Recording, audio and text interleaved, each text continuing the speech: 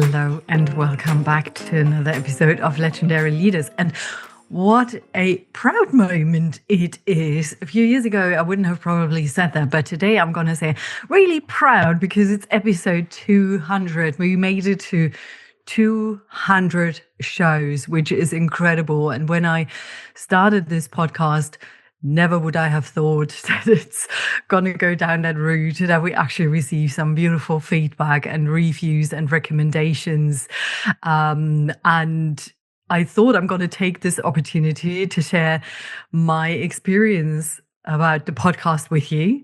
And it's not really about the podcast. It's more about a journey of ups and downs, a journey of self-doubt, and a journey of constant contemplating to quit. And I am choosing this topic as hopefully an encouragement for you to say, what are these moments in my life where I think about quitting, and encouraging you not necessarily to say, I'm not going to quit, because for those of you who have listened to me, who know me, that's not my style. If it's the right moment to quit and to let go, by all means do that 100%, right? It helps our energy. It helps our performance. It helps our overall quality of life. So why wouldn't we consider it? But today is a real opportunity to learn for yourself. Under what circumstances do I say, I'm going to let go?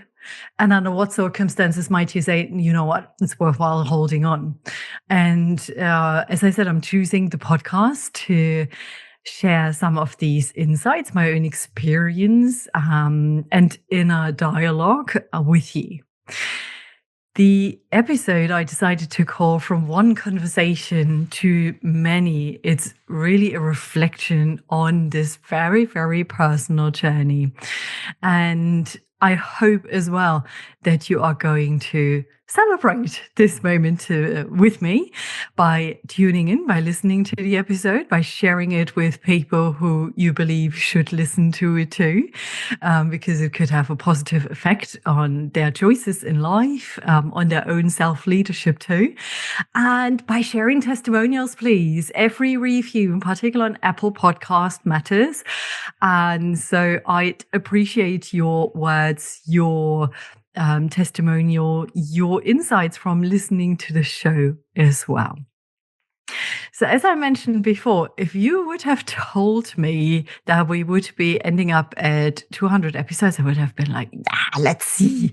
But if you had told me back when I recorded the first episode with a slightly shaky voice, and it felt like a million takes, a ton of self-doubt for sure, and a lot of fear of failure, that we'd be here, I'm really not sure if I would have believed you. This podcast literally began with a whisper of an idea. I wanted to create a space for real conversation, a space for chats about leadership. Surprise, surprise. It's called Legendary Leaders after all, right? About identity, values, and the things we don't always say out loud. I wanted this space, and I hope we have actually created it, to be an honest, a truthful space where we go deeper, where we can challenge one another, where we ask some difficult questions too. And that is one of my philosophies that's really important to me personally in my work, and that goes beyond the podcast. I had worked with so many leaders at that point who felt like they were hiding parts of themselves just to keep up, just to fit in perhaps as well. And I know there were so many stories that needed to be told. And I kept saying, I want to create a space where we redefine leadership together. Some of you know my background. I worked in the corporate world for many years, approximately 17 years overall, in mid-sized corporate environments and very large-scale global corporate environments. And what I've noticed quite often in the wider space is that leadership is being defined by the big guys, status, hierarchy, job title, how much you are making, how much you want to make. And thank God I was surrounded by some amazing leaders who I had the joy to work with and to support, who role modeled a very, very different kind of leadership that gave me hope as well. Well, I thought we need to create conversations around what leadership truly is, so that people take their own leadership into their hands and become an inspiration for many, many other people around them. And I'll be very, very honest, putting myself out there did not come easy. When I started out, I was working with a coach myself, a business coach, to help me build my business, become more visible as well. And she said to me, "You've got to be on video more often." And I'm like, "Yes, I know," but I didn't do it. I didn't put myself on video. I didn't share short clips that many of you do share on a regular basis. I was really camera shy. I was conscientious about how I might come across, and this inner critical voice was extremely loud. And that was the voice that told me, "Who do you think you are? Do you really think you're an expert in the field?" And through this coach, I met somebody else who helped me with her course, understand what podcasting is all about. And I thought, that's a great way. Have conversations about it. Share my voice, yes, but not full on camera, at least at the start. And create meaningful spaces for these important conversations. So there were loads of doubts, as I've mentioned. Another one was, what if nobody listens? And I don't think many people listened in the beginning, to be fair. But something in me knew, if one person listens and feels less alone, feels more understood, it's worth it. And that is still another part of my philosophy, one person at the time. It isn't about reaching out to the big masses. I mean, that would be wonderful to get hold of even more of you. But one person every single day. And that is what I convey in any part of the work I do, let it be in my mentoring and coaching, in the workshops that I run, the conversations in between that truly, truly matter. It's all about relationships, and it's all about making small but consistent changes every single day. So I've already spoke to why I actually started the podcast. I didn't start this podcast because I thought I had all the answers. I started because I had this one big question, or multiple big questions, to be fair. One of them was, what does it really mean to lead well? A really, really important question, I believe, and even more so today. The world has changed tremendously since I started the podcast, and I believe this is a crucial question that we should be talking about on a more regular basis, and then learn from another, obviously, as well. So what happens when the version of success we are chasing doesn't feel like ours anymore? And how do we show up as ourselves in spaces that often reward performance over integrity, transparency, real leadership? And I'm not saying performance isn't important, right? It is utterly important. I'm all about performing well and delivering upon goals. But I also believe that by delivering or demonstrating integrity, by being open in our communication, by demonstrating real human leadership, we drive performance. Yeah, it's based on these factors. And if we disregard and ignore them, then we are not going to improve. We are not going to achieve the goals we'd like to achieve, or at least under very, very different circumstances. So the podcast was a way to explore these questions, and that not just in theory, but in practice, and that with many different experts. So you may have noticed that some of the guests seem very familiar that I'm speaking to. That's because I might know them from my past. Some of my previous podcast guests I've worked with before, for example, in the corporate world, or I've met somewhere. which is beautiful. But what I do with all of them, as to whether I know them or not, is to have a pre-chat. We get to know one another. We talk about their background, what they bring, and it gives me a real opportunity to get to know them as people. And that is something that relates strongly to our work as leaders as well. Often relationships are being perceived as something transactional, a means to achieve a goal.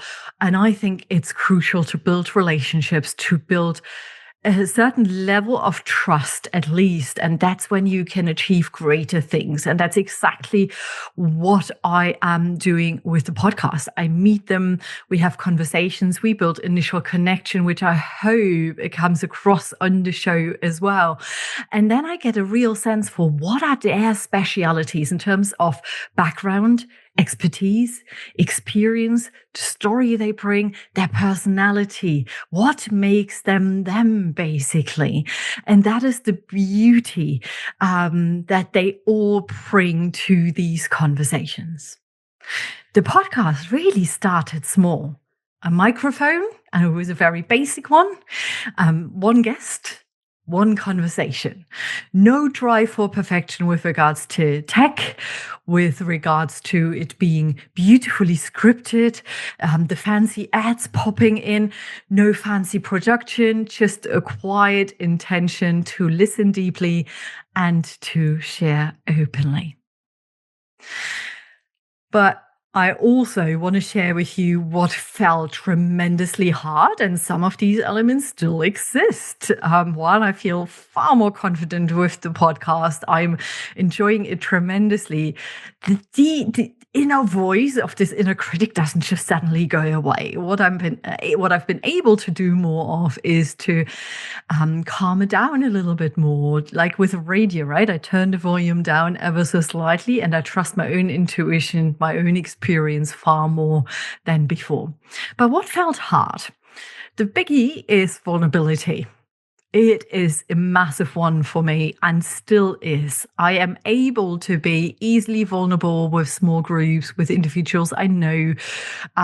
When I know an episode is being shared with a larger group of people, in this case, the listeners of the podcast, man, was a level of overthinking around, is that sharing too much? Should I say that? Is that going a little bit too far? Am I oversharing stories that include other people? And that is something to be mindful of. So if there's anybody who thinks about, I want to do something similar, always thought about a podcast, and that's something I'm very mindful of. And what I always check with guests as well is what would take you too far and what would take your story too far. So just to have these check-in points as well. What was really hard for me is choosing to record solo episodes that are all about me sharing, me talking, and just saying me so often feels already uncomfortable. It's so much easier to put other people into the limelight, isn't it? Speaking without hiding behind polished answers. And I have that with my podcast, but I also appear on other people's podcasts. And you can't prepare for everything. And that is okay, because it would take away the authenticity, right, from our answers, from the conversation. But being perceived as not knowing enough, that was a big one for me. Putting my voice out there week after week, because in the beginning we published the show on a weekly basis. When I learned that I was pregnant, the pandemic hit at the same time, and I was building a business, I had to reduce the amount of episodes we drop, because a ton of work goes into a podcast, and it was just not feasible. I had to look after my energy and being a new mom as well. But in the beginning, it was week after week. And putting my voice out there felt hard, especially when I wasn't feeling confident. My emotions, in particular during pregnancy, were going up and down. I was trying to do many things at the same time. I disliked listening to my own voice, probably still one of my biggest challenges. My accent, because I'm a German born. And while I have been living in the UK for a long period of time and I work globally, so the language I probably talk in most is English, you still hear my accent. And it is still a journey to go to say, hey, that's a part of me. And it's an important part of me as well. And it's leadership, isn't it? Self-leadership especially. It's not about never wobbling. It's about showing up anyway with all of our imperfections, with all of our quote unquote specialities that we bring as well and that make us unique, right? There were also the logistics, recording while being really tired, while traveling, fitting it in with my mentoring sessions, my own ones and the ones obviously with my clients, family commitments. As I mentioned, I was a new mom when I started out as well. And there were moments when I questioned whether to keep going because it all felt a little bit too much. Editing episodes, going through them, reviewing them, the marketing around it, it was just exhausting. But whenever I had these doubts, I came back to this. Impact doesn't have to be loud to be meaningful. One message, one insight, one shift in someone's thinking, that's enough. And by realizing that, I was able to take the pressure somewhat off. And there was always a stronger internal voice that literally said, no, you've got something wonderful here. And actually, you really enjoy it. And speaking to the people you speak to is rewarding and fulfilling and gives me such a huge sense of belonging to.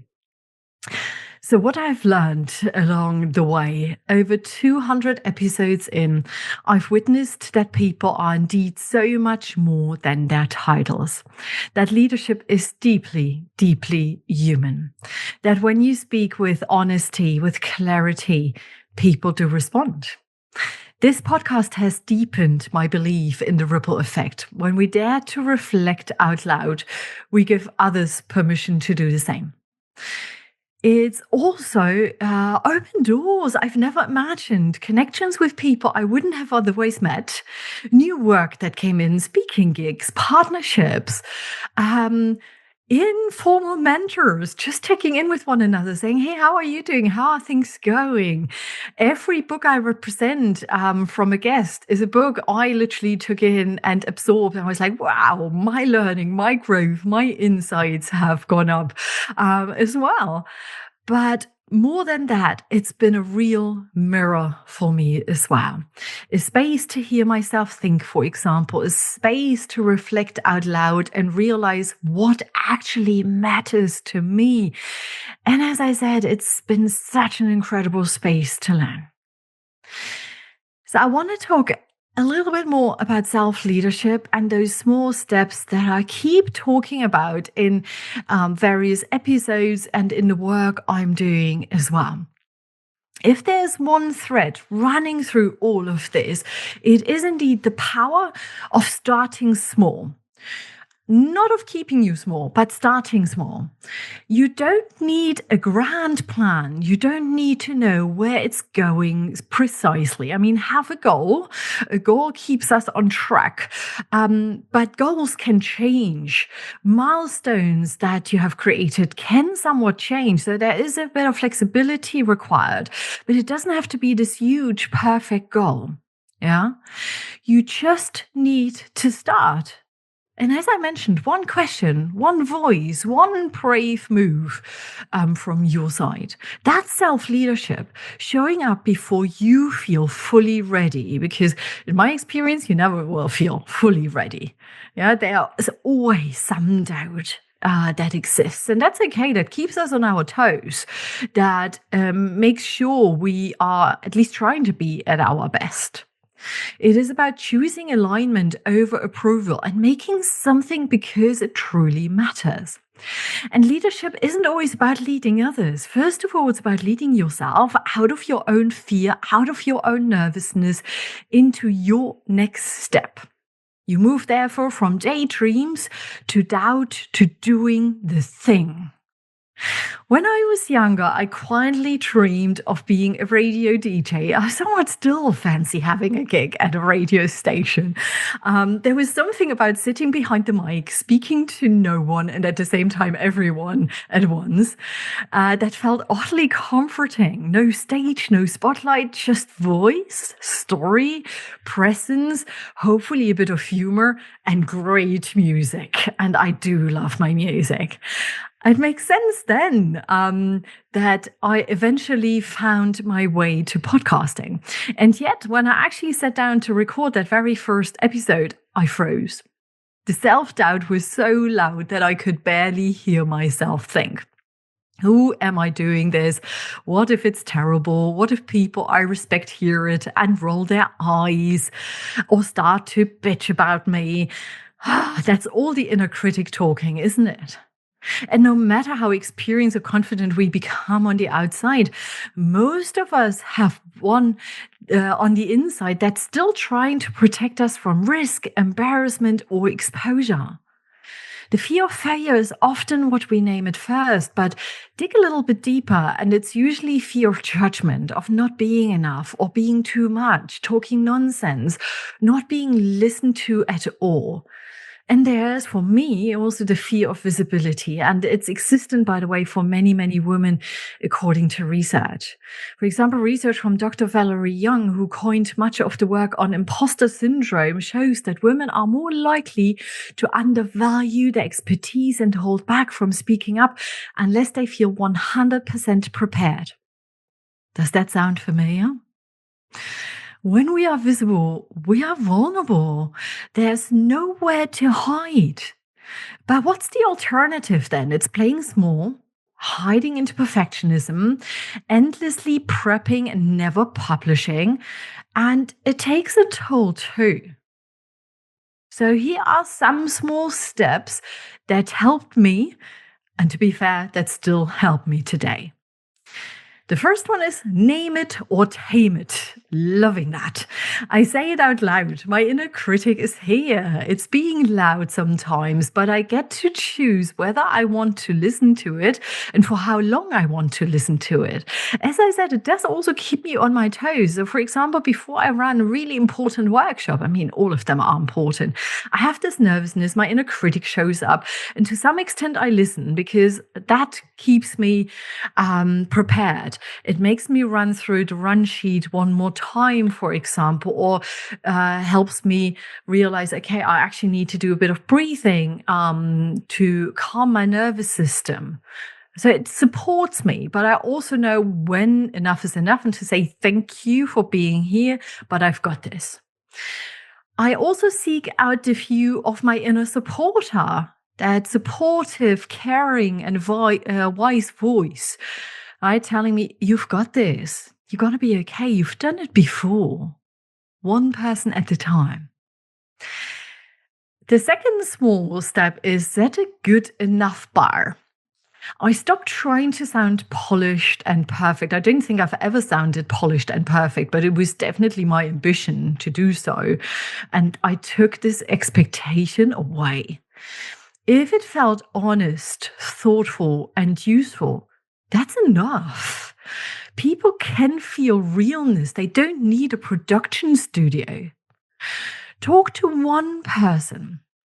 Every time I record, I imagine one person. Yeah. Even when I have my guests, I obviously talk to my guests, but I always have one avatar of a listener at the back of my mind.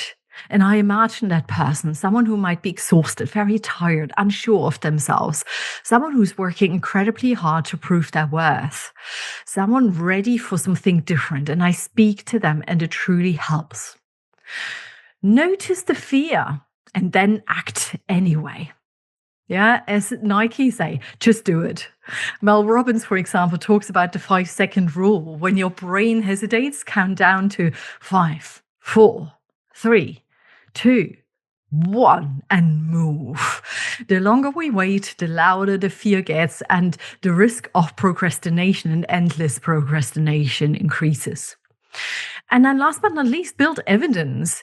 Every episode published is evidence. Every kind message received is evidence. I saved all of that. I keep it somewhere. I keep thank you notes. I keep reviews. I sometimes log in through my VPN into different markets in this world to see what additional testimonials and reviews have come in on Apple Podcasts. Because when I'm in the UK, I only see the British ones. When I'm in Ireland, I see people from Ireland who have posted and so on. And it's just fascinating when you see them all together. So let this evidence remind you that you're not making your success up. And research says the following. According to a 2022 study in the Journal of Leadership Studies, leaders who practice self-compassion and mindful risk-taking are perceived as more trustworthy and more effective by their teams. In other words, being visibly human, doubt and awe is not a weakness. It's often your greatest assets. So here are some key highlights from my journey. Over these 200 episodes, I've had the privilege of sitting down with some truly extraordinary people, leaders, authors, creatives, change makers in this world. And what struck me most is not only their achievements, but their openness, their vulnerability. I mean, we had laughter, we had tears on the show. I remember in particular one conversation where I couldn't hold my own tears back that was about loss, about death, about strength at the same time. Another person who really inspired me was Keisha Hickson. She spoke about legacy, mortality, and what it means to lead from love, not just strategy. Karen Salmonson reframed fear as excitement's twin. Lena Sisko taught us how to hold our ground in conversations that make us shrink. Vincent Wonga showed us that being a creative leader means being willing to feel inadequate and rise anyway. And Claire Laycock reminded us recently that ambition doesn't have to look like scale. It can look like freedom, clarity, and a rhythm in life that truly feels good. And I could make a week of episodes around the conversations that we have had and that were truly inspiring. But through all of these conversations, one thing became clear. Real leadership is less about status and so much more about energy, behavior, intention. Less about being impressive, more about being present. And I've learned that the most powerful leaders often have the deepest doubts. That being visible isn't about ego. It's about service. That the best leaders know when to speak and when to hold space. When guests shared moments of burnout, often shifting gears, often listening to their intuition, even when the world applauded their overachievement. And again, I've heard versions of the same thing. Alignment over approval, intention over perfection. These aren't just conversations. They are signposts for anyone navigating change, career crossroads, or the quiet sense that something got to shift. So what's next? Well, more of the good stuff, really. More unpolished truth, more stories that make us stop scrolling and start reflecting. And I want to go even deeper into solo episodes. More real talk, more experience sharing in your service, more behind the scenes. I want to challenge the myths of leadership and success and offer something different. Calm, space, clarity, real connection. Because the world doesn't need more noise, does it? It needs more people willing to lead from the inside out. So if you are listening to this and you've been sitting on an idea, a project, a conversation, a new direction, that is your nudge. Start where you are. Speak even if your voice shakes. Your story, your voice, your presence, it all matters. To those of you who've listened, shared, supported, I want to express my gratitude. Thank you from the bottom of my heart, truly. You have helped this grow into something far bigger than I've imagined. And here's to more honest conversations, more brave reflections, and more showing up. Thanks for being here for 200 episodes. Let's keep going. Here's to the next 200 episodes, to showing up even shaky, especially shaky. And here's one last question to leave you with. What's the small, brave step you've been holding back on? And what would it take to try it this week? What's a small, brave step you've been holding back on, and what would it take to try it this week? If you have enjoyed any of the episodes, leave us a review on Apple Podcast. It would mean the world to me. And if there's anything I can do for you to help you build more confidence, more belief in yourself, to really step into your leadership power, then get in touch at leaderspace@CathleenO'Sullivan.com. I can't wait to connect with you. But for now, I'm going to say have a wonderful day, afternoon, evening, wherever you are in the world. Thank you so much for tuning in. Bye-bye.